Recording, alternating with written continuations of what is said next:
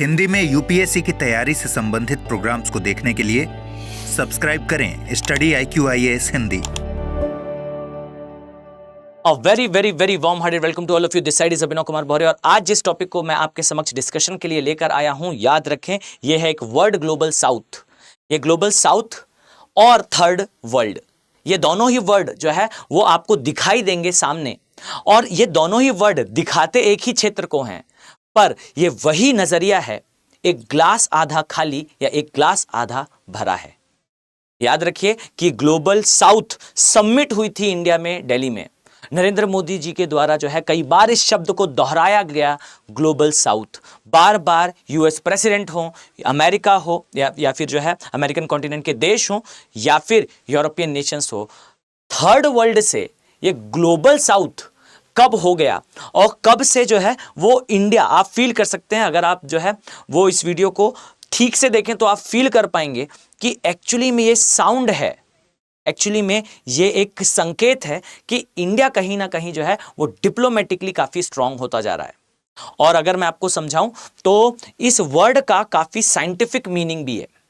तो देखिए, सबसे पहले तो मैं आपको बता दूं कि जो ग्लोबल साउथ वर्ड यूज करा जाता है, ये ग्लोबल साउथ किस परिप्रेक्ष्य में यूज करा जाता है। तो याद रखिए, ग्लोबल साउथ बेसिकली उन देशों को इंडिकेट करता है जो अभी डेवलपिंग है, अर्थात विकासशील हैं, या फिर अविकसित हैं, यानी कि डेवलपिंग है या अंडर डेवलप्ड है। अब अंडर डेवलप्ड भी एक कैटेगरी होती है, इसको समझ लीजिए कि अंडर डेवलप का मतलब है वो देश जो अभी डेवलपमेंट की राह पर भी चलना स्टार्ट नहीं करे हैं। इसमें ज्यादातर जो है अफ्रीकन नेशंस आते हैं। तो अगर मैं आपसे कहूं ग्लोबल साउथ कहां आता है, तो भाई ग्लोबल साउथ बेसिकली जो है वो मैक्सिको, इसके बाद साउथ अमेरिका। अब यहां पर एक वर्ड याद रखिएगा, लैटिन अमेरिका। लैटिन अमेरिका में क्या क्या आता है? लैटिन एक लैंग्वेज है जो कि पेरेंट लैंग्वेज है इंग्लिश की, और इसमें आपको देखने को मिलेगा, इसमें मैक्सिको आता है। सेंट्रल अमेरिका, सेंट्रल अमेरिका में Guatemala, Salvador, Nicaragua, Costa Rica, Panama, ये नेशन आएंगे। इसके बाद कोलंबिया, कोलंबिया से नीचे आएंगे तो पेरू, पेरू से नीचे इक्वाडोर, इक्वाडोर से चिले, अर्जेंटीना, पराग्वे, उरुग्वे, साथ में ब्राजील। अब इसके साथ वियतनाम आएगा, सॉरी माफ कीजिएगा, इसके अलावा वेनेजुएला आएगा, इसके साथ सूरीनाम और आसपास का क्षेत्र आएगा।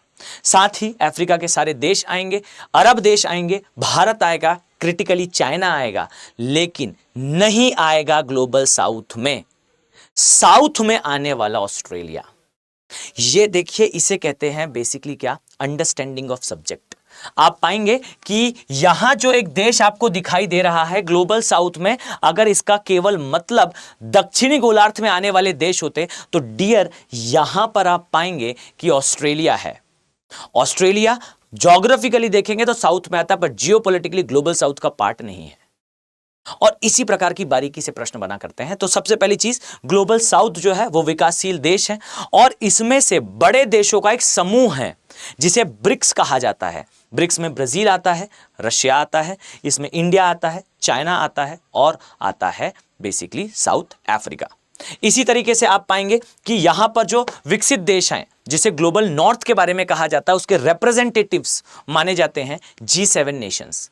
अब इस चीज को समझिए कि जो वर्ल्ड बैंक है, देखिए ये मेरा स्टेटमेंट नहीं है, कंट्रोवर्सी नहीं, बट जो वर्ल्ड बैंक है इसका स्टेटमेंट है कि आज के समय जो ग्लोबल वेल्थ है, वर्ड नोट करिएगा, जो ग्लोबल वेल्थ है ये ट्रांसफर हो रही है नॉर्थ अटलांटिक से एशिया पैसिफिक के साइड।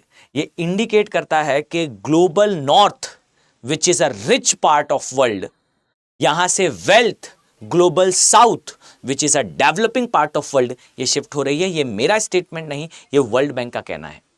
इसी तरीके से अगर मैं आपसे कहूं कि एक वर्ड इंडिकेट होता है, तो पहले तो आपको ये ज्योग्राफिकल एरिया क्लियर होना चाहिए। फिर दूसरा एक वर्ड यूज हुआ करता था पहले, जिसे थर्ड वर्ल्ड कहा जाता था। आप इन दोनों को ही ध्यान से देखेंगे तो समझ में आएगा कि ये एरिया तो एक जैसा ही इंडिकेट करते हैं, ये एक जैसे क्षेत्र को ही डियर दर्शाते हैं, लेकिन जो थर्ड वर्ल्ड था ये शब्द थोड़ा नकारात्मक था। याद रखिए कि इसमें भी सेम देश आएंगे, लेकिन ये जो शब्द है, ये शब्द यूज करा जाता था अमेरिका और यूरोपियंस के द्वारा इंडिकेट करने के लिए, और ये एक नेगेटिव स्टीरियोटाइप था। यानी कि ये दर्शाता था कि हम जिस देश की बात कर रहे हैं वो थर्ड है, यानी कि फर्स्ट तो भाई अमेरिका है और अमेरिका के अलाइन नेशन है यानी कि यूरोप है, जो काउंटर करते थे सेकेंड वर्ल्ड जिसको लीड करता था यूएसएसआर और उसके अलाइन नेशंस।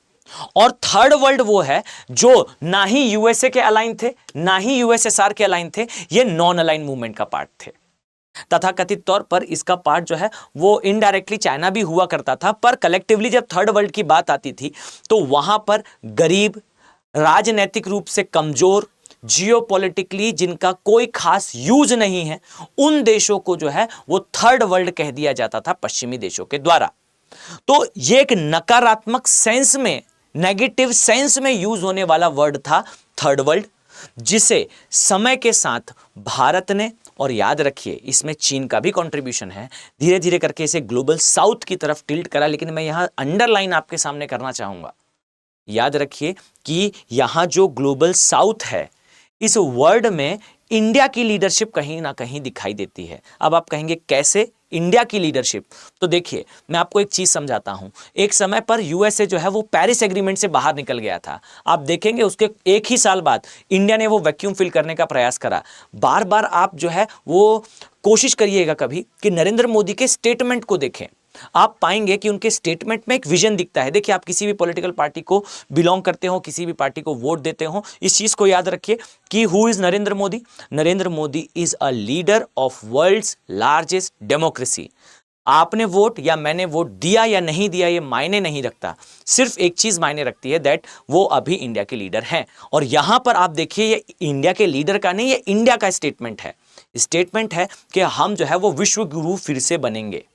ये जो विश्व गुरु का कंसेप्ट है, इस चीज को समझिएगा कि जब बात आती है ग्लोबल साउथ की, तो आज से कुछ समय पहले जब ग्लोबल साउथ समिट हुई थी, उस समिट में ना आप चीज नोटिस करिएगा, वहां पर भारत ने जो है ग्लोबल साउथ इनिशिएटिव लेकर आए, जहां 5-7 जो है वो बातें कही गई। अभी मैं उस पर नहीं जाना चाहता, अदरवाइज हम टॉपिक से भटक जाएंगे। लेकिन ये कहा गया कि हम ग्लोबल साउथ के लिए जो है गरीबी को दूर करने के बारे में, नवाचार अर्थात इनोवेशन को बढ़ाने के बारे में, और ये सारी एक बात करी गई।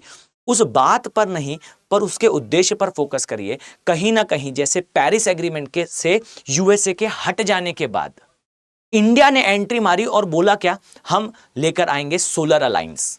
यूएसए हटा और हमने एक इंटरनेशनल लेवल का इनिशिएटिव लाया, जहां पर मोर देन 100 देशों को जो है हमने सोलर अलायंस का पार्ट बनाया।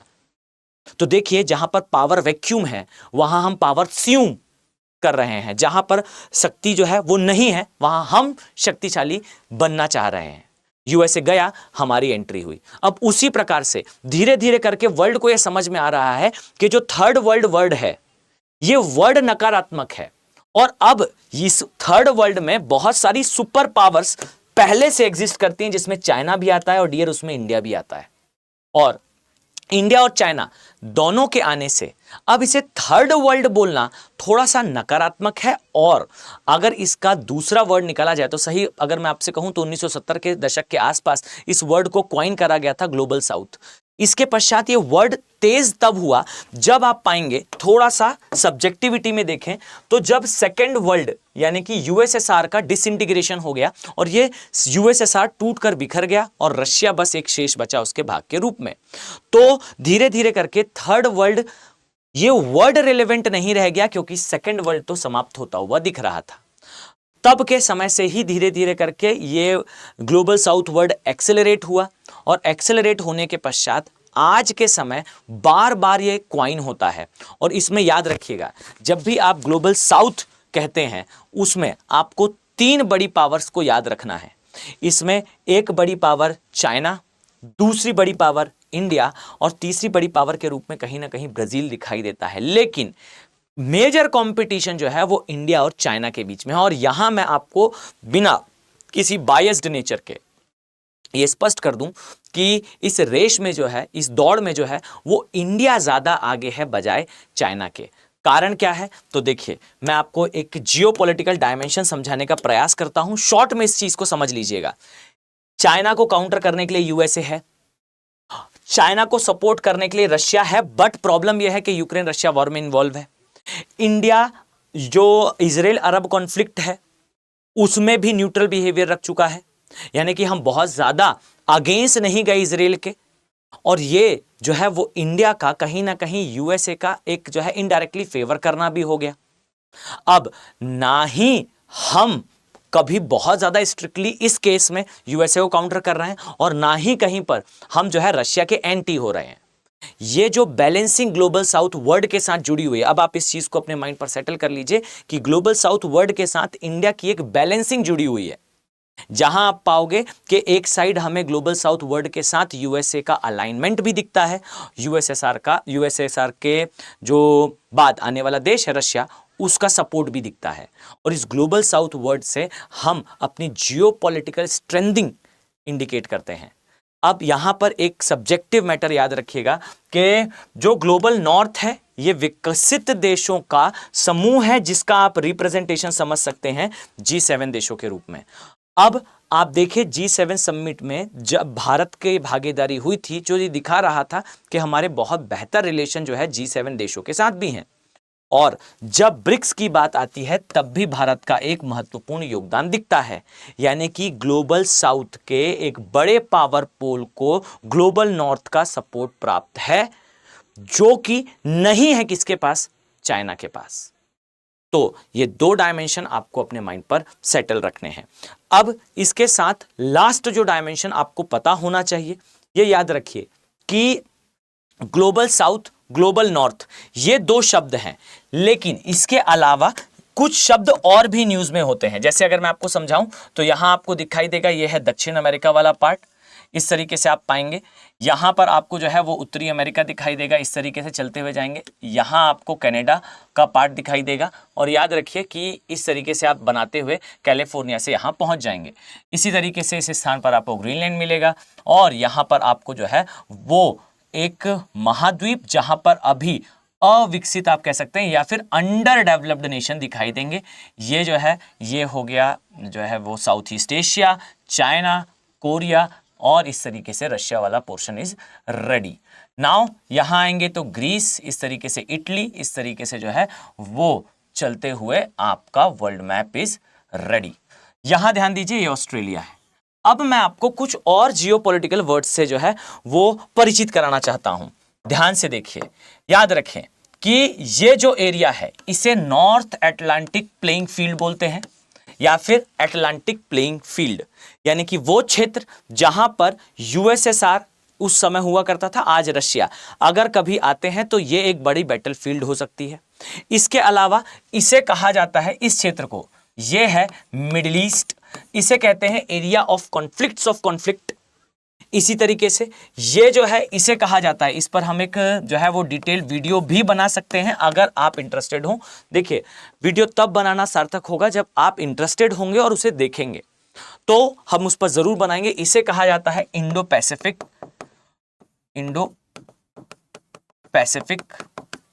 इसी प्रकार से यहां याद रखिएगा, इसे कहा जाता है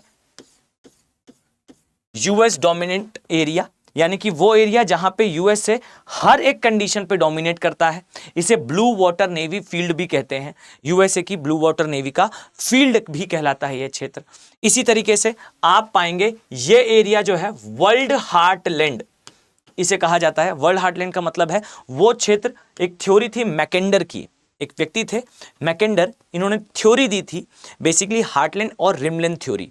इस थ्योरी में बताया गया था कि कुछ क्षेत्रों पर अगर कुछ देश राज कर लें तो फिर वो जो है वो विश्व पर राज कर सकते हैं, तो इसे जो है वर्ल्ड हार्टलैंड एरिया के नाम से भी जाना जाता है। इसी तरीके से इसे जो है वो इसे और इसे, ये वाला क्षेत्र, इसे कहा जाता है 21वीं सदी का हृदय स्थल या फिर हार्टलैंड ऑफ अपकमिंग सेंचुरीज, और ये जो है वो आगे आने वाले भविष्य का क्षेत्र होगा। इसमें ध्यान दीजिए कि साउथ अमेरिका के बारे में अभी हम डिस्कस नहीं करेंगे क्योंकि थोड़ा सा समय ज़्यादा लगेगा, बट एक आप चाहेंगे तो हम एक डेडिकेटेड वीडियो इस पर भी बना सकते हैं। ये कुछ और जियोपॉलिटिकल एरियाज हैं, कुछ और जियोपॉलिटिकल डायमेंशंस हैं जो आपको बेसिकली पता होने चाहिए। तो आई थिंक आपके लिए वीडियो इंफॉर्मेटिव रहा होगा, इससे आपको वो सारी जानकारी जो एग्जाम पॉइंट ऑफ व्यू से ग्लोबल साउथ के बारे में इंपॉर्टेंट है वो मिली होगी। याद रखिए, स्टडी IQ के जो P2I बैचेस हैं फाउंडेशन बैच है जो कि वो आप सभी के लिए उपलब्ध है। सेल समाप्त हो चुकी है बट अवसर नहीं गया है, बिकॉज याद रखिएगा कि 14 दिसंबर से बैच की स्टार्टिंग है, यानी कि 14 दिसंबर से ये बैच स्टार्ट होगा। उसके पहले आप इस कोर्सेज को परचेज कर सकते हैं। देखिए, अगर आप वीडियो में यहां तक आए हैं इसका मतलब आप एक सीरियस एस्पिरेंट हैं। याद रखिए कि आप अपनी तैयारी को इन 3 स्टेजेस में से कहीं ना कहीं तो पाएंगे ही।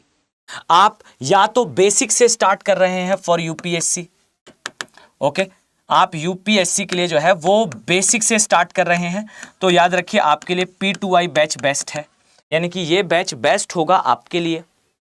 अब अगर आपने तैयारी कर रखी है तो आपके लिए अब SIP ओपन है। देखिए, SIP बैचेस में समझिएगा कितना ये महत्वपूर्ण है कि 200 घंटे की लाइव क्लासेस, 200 से ज्यादा ही होंगे, आपका पूरा सिलेबस बच्चे कवर हो जाएगा प्री के पहले, और कोई छोटे मोटे पॉइंट्स जो आपके छूटे हों वो सारे पॉइंट्स इस सीरीज में कवर हो जाएंगे। आप पाएंगे कि लाइव क्लासेस आपको मिलेगी, टेस्ट आपको मिलेगा, टेस्ट का डिस्कशन आपको मिलेगा। अब ये SIP प्रोग्राम होगा।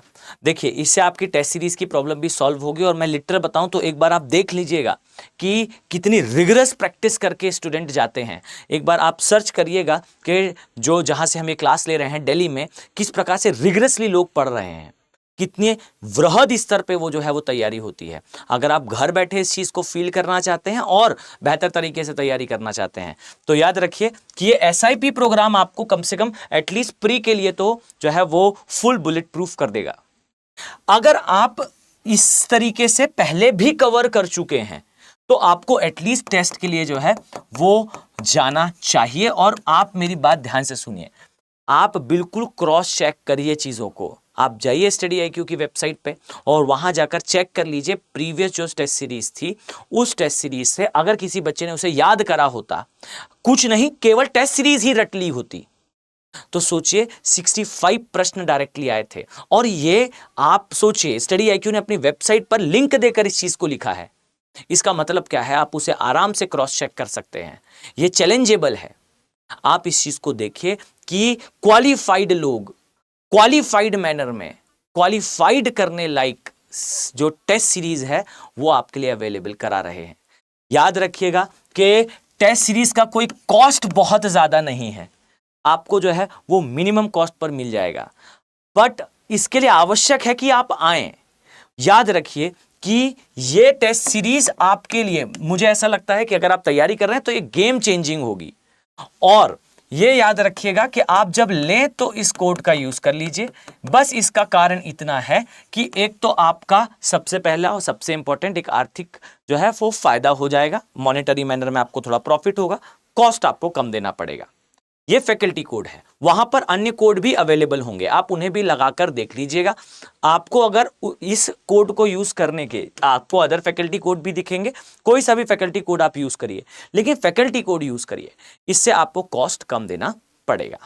तो इसका भी फायदा उठाएं और मेरी सलाह जरूर माने, ये आने वाले टाइम पे आपके लिए गेम चेंजिंग प्रूफ होगा।